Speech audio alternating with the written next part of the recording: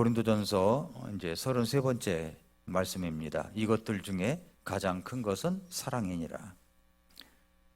고린도전서 13장은 감동적인 시가 아니라고 그랬죠. 이 장은 문제 많은 교회를 향한 영적 진단서다라고 했습니다. 고린도 교회는 부족한 교회가 아니었습니다. 은사도 많았고요, 지식도 있었고, 그리고 사역도 활발했습니다.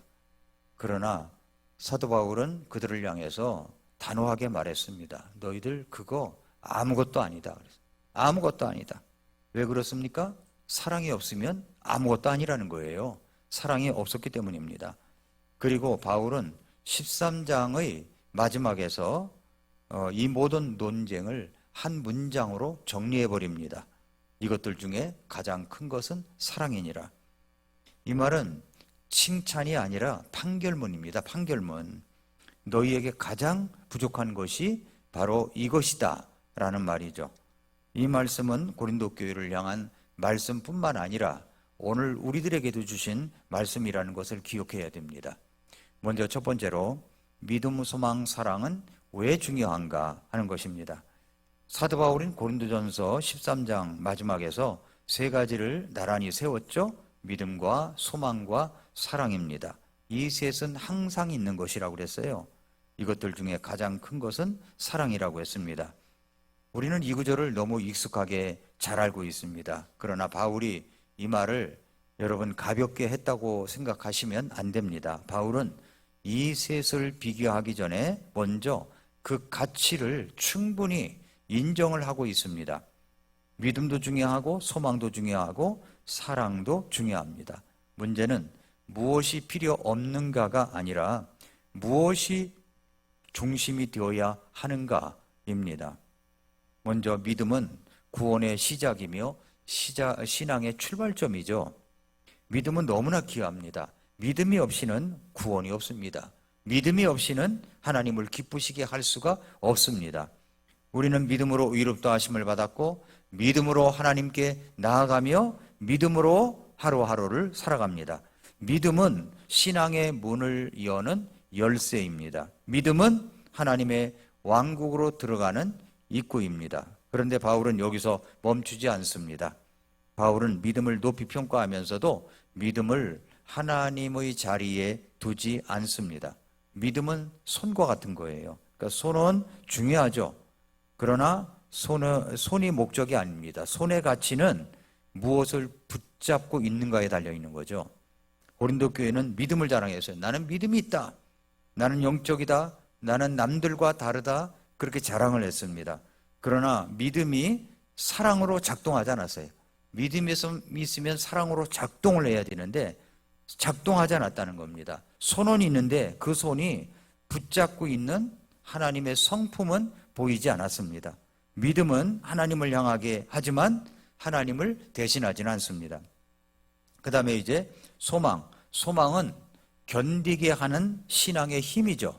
소망 역시 너무나 귀합니다. 소망이 없으면 사람은 무너집니다. 소망은 오늘을 버티게 하고 절망 속에서도 고개를 들게 합니다. 성도는 소망의 사람이죠. 우리는 이 땅이 전부가 아님을 알고 있고 장차 올 영광을 바라보며 살아가고 있습니다. 그게 소망이죠.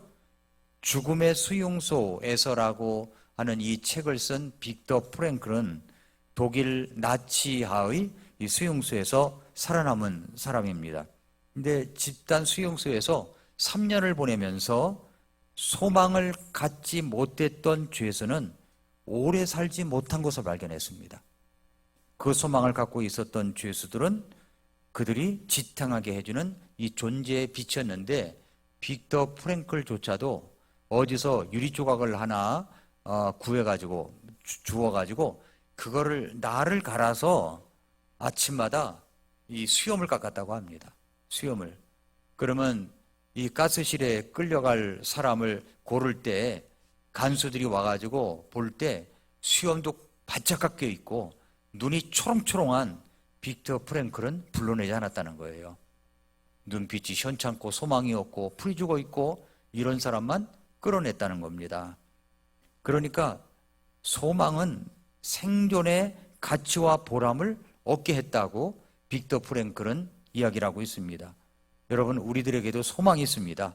무덤 건너편 저 천국에 들어가는 소망이 있습니다. 그 천국을 소망하는 사람은 오늘을 살아갈 때 아주 초롱초롱하고 빛나게 살아간다는 거죠. 그러나 바울은 분명히 말합니다. 소망 역시 영원한 중심은 아니라는 것입니다. 왜 그렇습니까? 소망이 이루어지는 날이 오기 때문에 그래요. 소망이 이루어지는 날, 주님이 다시 오시는 날, 믿음은 더 이상 믿는 것이 아니라 보는 것이 되고, 소망은 더 이상 기다리는 것이 아니라 성취가 되어버리는 것이죠. 소망은 시간을 견디게 하지만 영원 자체는 아닙니다. 소망은 여정을 지탱하지만 목적지는 아니라는 거죠. 또 하나 사랑입니다. 사랑은 모든 것을 완성하는 하나님의 본성입니다. 바울은 이렇게 결론을 내렸죠. 이것들 중에 가장 큰 것은 사랑이니라. 사랑은 감정이 아닙니다. 사랑은 분위기도 아닙니다.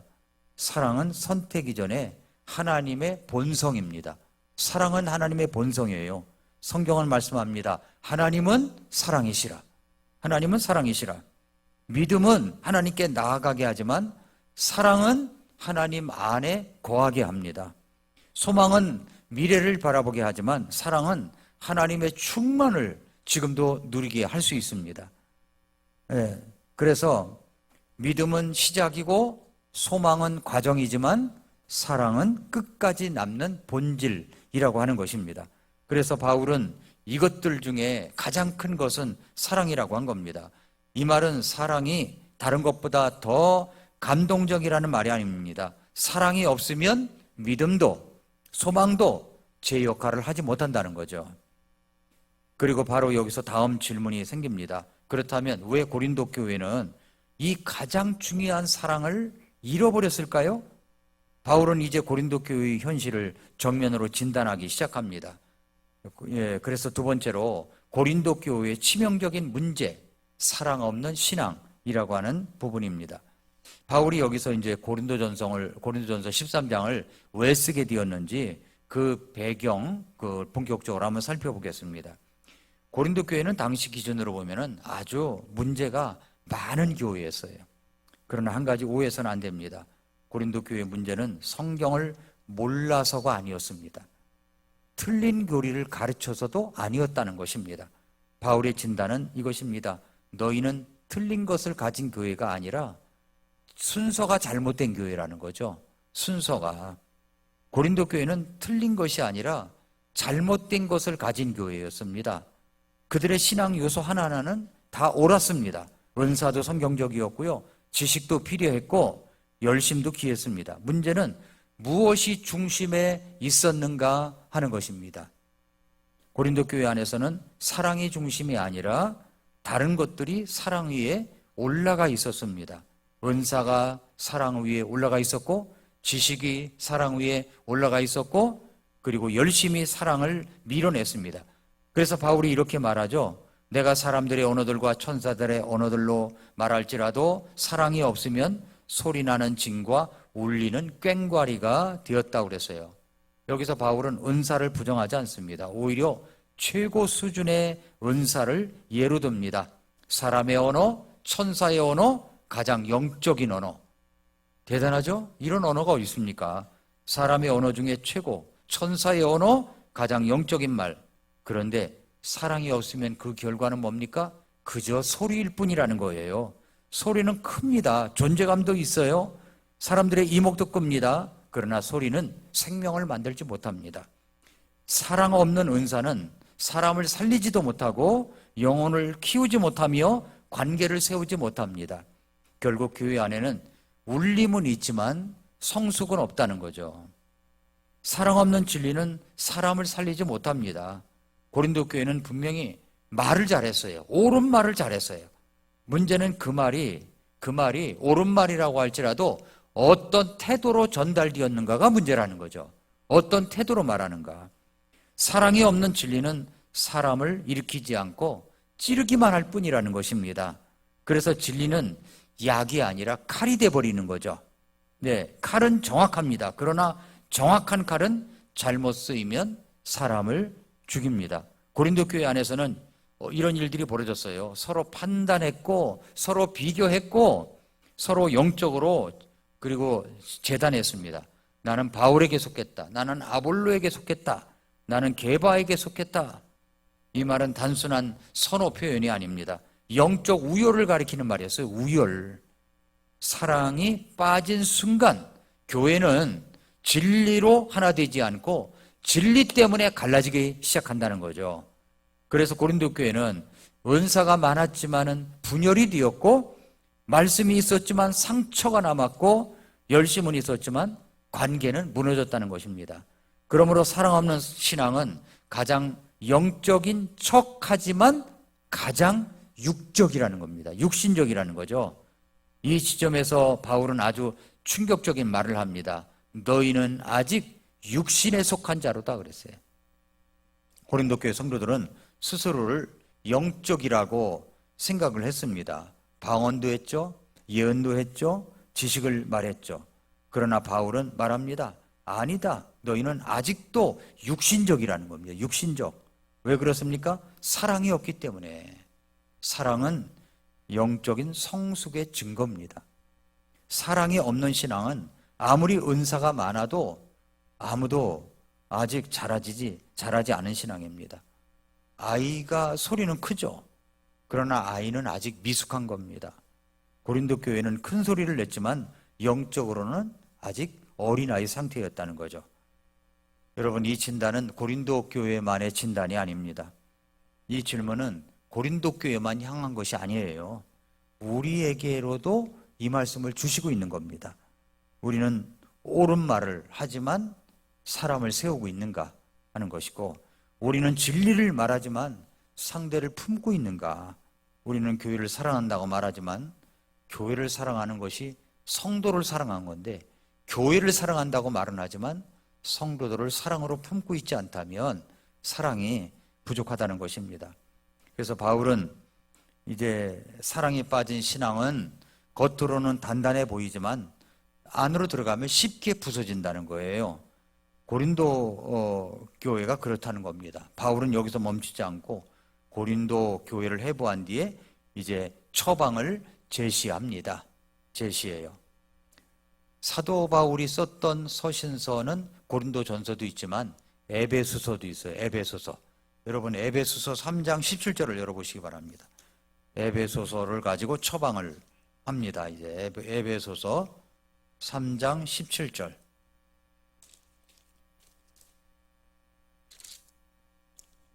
(3장 17절) 같이 읽겠습니다. 시작.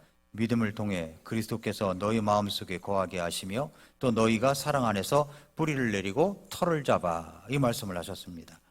문제는 은사가 없어서가 아니라 사랑 안에 뿌리 내리지 않았기 때문이라는 진단을 하고 있죠. 에베소를 통해서 이제 바울은 에베소서에서 사랑이 어떻게 회복이 되고 어떻게 교회를 충만하게 만드는지를 분명하게 보여줍니다. 그리고 그 말씀이 이제 다음 대지로 이어지게 되는 겁니다. 자, 바울의 처방, 사랑 안에 뿌리 내리라, 이 처방을 내리는 겁니다. 사랑 안에 뿌리를 내리라. 바울은 고린도 교회를 진단하는 데서 멈추지 않습니다. 바울은 언제나 그렇듯이 문제를 드러낸 뒤 반드시 길을 제시합니다. 그 길이 분명하게 제시된 말씀이 뭐냐면 에베소서 3장 17절부터 19절이에요. 17절부터 19절.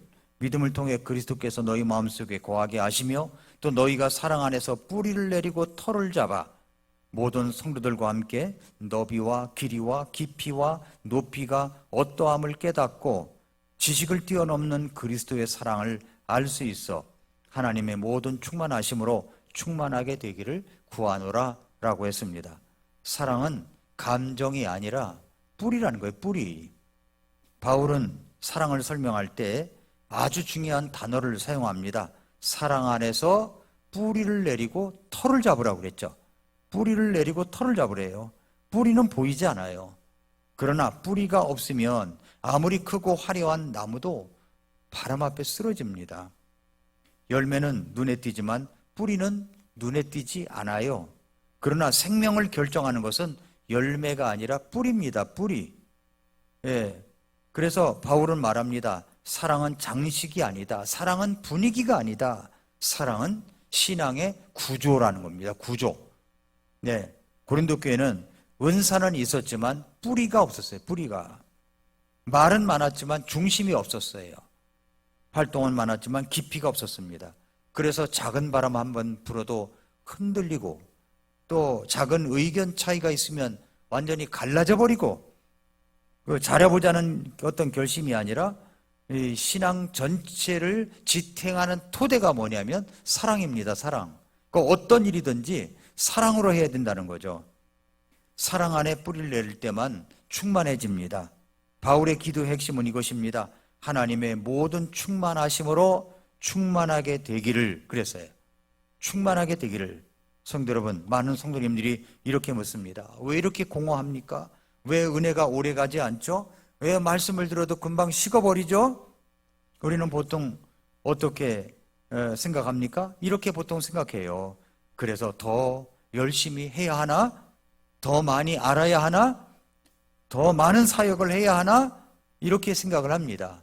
그러나 사도 바울의 대답은 뭡니까? 사랑 안에 뿌리 내리지 않았기 때문이라는 겁니다. 하나님의 충만은 지식이 많아진다고 생기지 않아요. 은사가 많아진다고 채워지지 않습니다. 충만은 사랑 안에 거할 때 생기는 겁니다. 사랑 안에 거할 때. 왜냐하면 하나님 자신이 사랑이시기 때문입니다. 사랑에서 벗어난 신앙은 아무리 활동이 많아도 속은 비어 있습니다. 사랑은 함께 깨닫는 것입니다. 바울은 또 하나 중요한 말을 덧붙이죠. 말씀 속에서 모든 성도들과 함께 너비와 길이와 깊이와 높이가 어떠함을 깨닫고 그랬어요. 그 사랑은 혼자 깊어지지 않아요. 혼자 깊어지지 않고 사랑은 함께 있을 때 드러나고 깊어지는 겁니다. 고린도 교회는 은사를 개인화했고 신앙을 경쟁으로 만들었고 서로를 비교했던 교회입니다. 그러나 바울은 말합니다. 사랑은 공동체 안에서만 자란다는 거죠. 내가 사랑이 있는지 없는지 어떻게 알아요? 사람들과 부딪혀 봤을 때 내 안에 나오는 것을 통하여 내가 사랑이 충만하구나 그렇지 않구나가 나올 수가 있다는 것입니다. 혼자 있을 때는 알 수가 없어요. 혼자 있을 때는 모든 게 충만할 수 있습니다. 그러나 누군가와 함께 할 때 그 사람이 사랑으로 충만한 믿음이 있는가, 사랑으로 충만한 소망이 있는가 하는 것이 드러나게 되어 있다는 것입니다. 용서할 사람이 없으면 용서는 잘하지 않고 참아야 할 사람이 없으면 오래 참음도 생기지 않습니다. 사랑은 사람 사이에서만 뿌리를 내리게 되어 있습니다. 바울은 이렇게 말하죠. 믿음을 통해 그리스도께서 너희 마음속에 거하게 하시며, 여기서 순서를 놓치면 안 됩니다. 믿음으로 그리스도를 영접하지만 사랑 안에 거할 때 그리스도께서 머무르신다는 것이죠. 믿음은 문을 열고 사랑은 그분이 거하실 공간을 만드는 겁니다. 그래서 사랑 없는 신앙은 주님을 모셔놓고도 주님과 함께 살지를 못한다는 거예요. 성도 여러분, 바울의 처방은 분명합니다. 문제는 더 열심히 하는 것이 아니라 사랑 안에 뿌리를 내리라는 것입니다. 사랑 안에 뿌리를 내릴 때 믿음은 흔들리지 않고 소망은 공허해지지도 않고 교회는 분열하지도 않습니다. 이제 바울은 마지막으로 우리에게 묻습니다. 그렇다면 오늘 너는 무엇 위에 뿌리를 내리고 있느냐 하는 겁니다. 이 사랑이 있느냐, 사랑이 충만하느냐는 사실 교회적으로도 어떤 큰 과제가 있을 때 드러나는 겁니다. 사랑이 없으면 우왕좌왕이에요. 사랑이 없으면 비교만 합니다. 사랑이 없으면 비판만 합니다. 그러나 사랑이 있으면 달라지는 거예요. 사랑 안에 뿌리를 내려야 된다는 겁니다. 그러면 이제 고린도 교회와 에베소 교회는 무엇이 달랐는가 한번 이것을 같이 비교해 보겠습니다. 바울이 보여준 두 교회, 고린도 교회, 에베소 교회, 이 두 교회의 차이는 능력의 차이도 아니고 은사의 차이도 아닙니다. 지식의 양의 차이도 아니에요. 핵심은 하나입니다. 무엇을 중심에 두고 있느냐 하는 겁니다. 먼저 고린도 교회를 보면 고린도 교회는 은사를 자랑했죠. 누가 더 말을 잘하는지, 누가 더 영적인지, 누가 더 탁월한지를 드러내려 했습니다. 그래서 교회 안에는 말은 많았지만 삶은 세워지지 않았습니다. 각자의 주장은 컸지만 서로를 세워주는 힘은 약했습니다. 그 결과는 뭡니까? 분열이었죠. 함께 자라는 공동체가 아니라 갈라지는 집단이 되어버린 거예요. 겉으로는 활발했지만 축은, 이 속은 점점 비어갔습니다. 결국 공허해진 교회가 되어버린 다는 것입니다. 자, 에베소 교회는 어떻습니까? 에베소 교회는 뭐 자랑한다는 게 아무것도 없어요. 대신 사랑 안에 뿌리 내린 교회입니다. 말이 앞서지 않고 삶이 먼저 세워졌습니다. 각자가 드러나기보다도 서로를 세워주었어요. 그래서 에베소 교회는 분열되지 않고 함께 자랐습니다. 그리고 그 결과는 공허함이 아니라 충만함이었다는 것입니다. 이 차이를 한 문장으로 정리한다면 고린도 교회는 채우려 했고 에베소 교회는 거하게 했다는 겁니다. 고린도 교회는 은사로 자신을 채우려 했습니다. 지식으로 자신을 채우려 했습니다. 활동으로 자신을 채우려 했어요. 그러나 에베소 교회는 그리스도께서 사랑 안에 거하시게 했습니다. 성도 여러분, 이 차이는 어떻게 보면 작아 보이지만 결과는 완전히 다른 것입니다. 채우려 하면 언제나 부족한 겁니다. 거하게 하면 하나님으로 충만하게 할 수가 있습니다. 성경은 분명히 말씀합니다. 사랑 안에 거할 때 하나님이 우리 안에 거하신다고요. 그래서 질문은 이것입니다. 오늘 우리는 고린도 교회를 걷고 있느냐, 에베소 교회의 길을 걷고 있느냐 하는 것이죠. 그래서 마지막 5번째는 가장 위대한 사랑의 실체는 십자가라는 것을 보여주시고 있습니다. 우리는 지금까지 말해온 사랑은 추상적인 개념이 아닙니다. 윤리적 이상도 아닙니다. 사랑의 기준은 오직 한 분입니다. 그분은 바로 예수 그리스도이십니다. 예수 그리스도. 바울이 말한 이것들 중에 가장 큰 것은 사랑이니라 는 선언은 감정적인 표현이 아니에요. 이 선언의 실체가 바로 십자가라는 것입니다.